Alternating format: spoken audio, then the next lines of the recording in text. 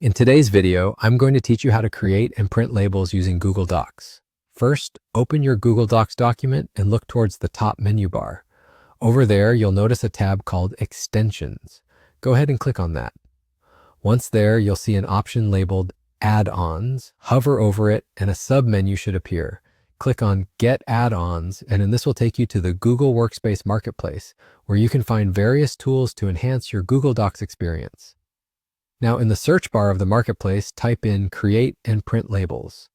This is the add-on we'll use for our labels. When you find it, click to install. It's a straightforward process, but make sure to follow the prompts for a smooth installation. Now, since I already have the extension installed on my device, I won't be installing it again here, but feel free to pause the video if you need more time with this step. Once your add-on is installed, head back to your Google Docs main page. Once again, go to the Extensions tab, and you should now see your newly installed add-on listed there. Click on Create and Print Labels to get started. When you click, you'll see an option to Create Labels. Go ahead and select that option. At this point, a pop-up menu will appear on the right side of your Google Docs screen.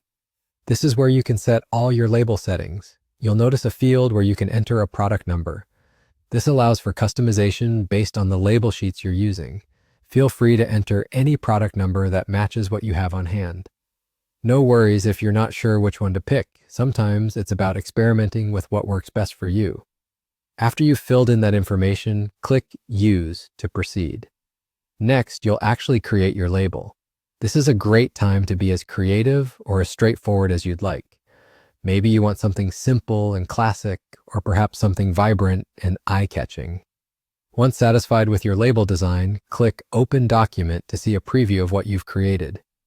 Now, the best part, printing your labels.